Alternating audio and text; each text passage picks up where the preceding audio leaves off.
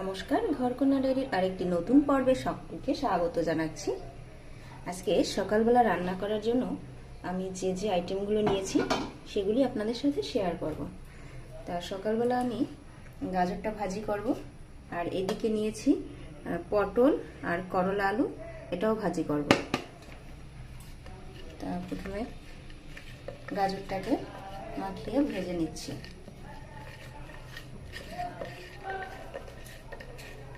দেখুন, কড়াইয়ে তেল দিয়ে দিয়েছি, তেল গরম হয়ে গিয়েছে। এবারে মাখানো গাজরটা দিয়ে দেব।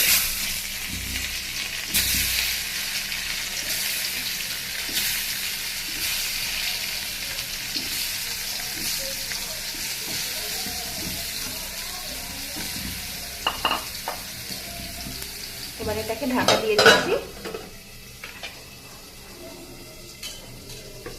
এইদিকে আবার পটলটাকে আবার নিয়ে নিচ্ছি মাখানোর জন্য। পটলটাও মাখিয়ে নেব।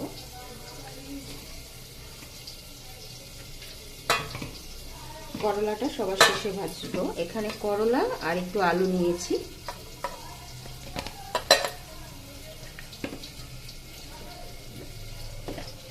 এটাতেও লবণ আর হলুদ দিয়ে নিচ্ছি।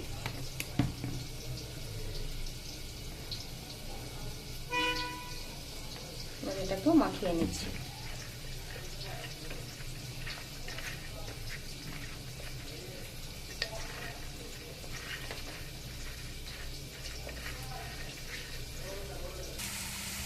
দেখুন, এদিকে আমার গাজর ভাজিটা হয়ে গিয়েছে। আমি এটাকে এবার তুলে নেব। গাজরটাকে এরকম গোল গোল করে ভাজি খেতেও কিন্তু বেশ ভালো লাগে।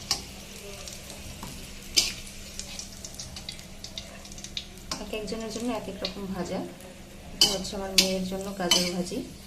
সে আবার করলা আর পটল খাবে না, তাই মেয়ের জন্য গাজর ভাজি করেছি।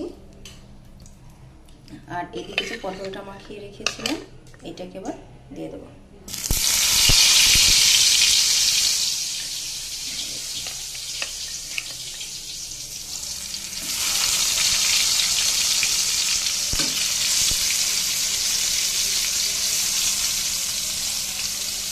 এবার এটাকে একটু ঢাকা দিয়ে দিচ্ছি।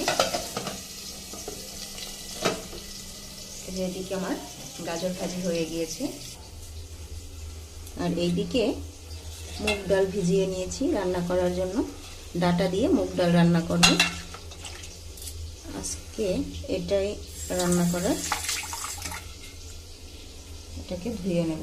মুগ ডালটাকে একটু ভিজিয়ে রেখেছি, তারপরে ধোবো। দেখুন, এইদিকে আমার পটল ভাজিটাও হয়ে গিয়েছে।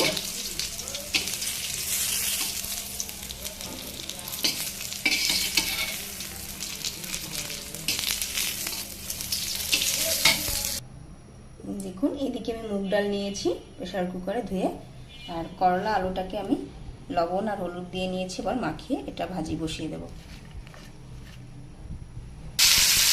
তেলে একটু পাঁচফোড়ন দিয়ে করলাটাকে ভাজি বসিয়ে দিয়েছি। করলা আর আলু একসাথে ভাজি করছি পাঁচফোড়ন দিয়ে। করলা এবং আলুটাকে বেশ সময় নিয়ে কম আছে অনেক সময় ধরে ভাজতে হবে।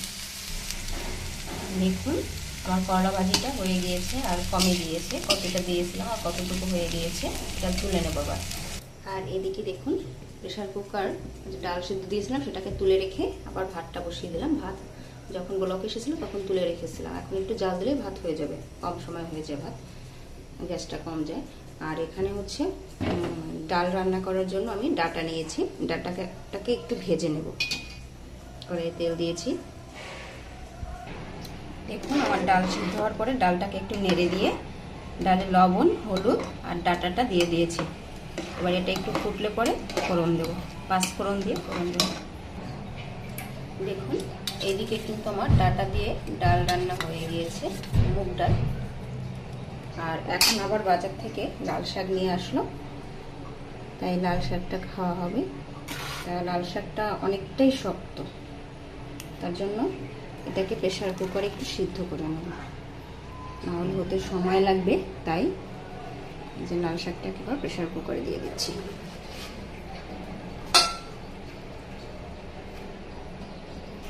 দেখুন এইদিকে লাল শাকটা সিদ্ধ করে নামিয়ে নিয়েছি, আর এইদিকে তেলে 5 ফোড়ন দিয়েছি।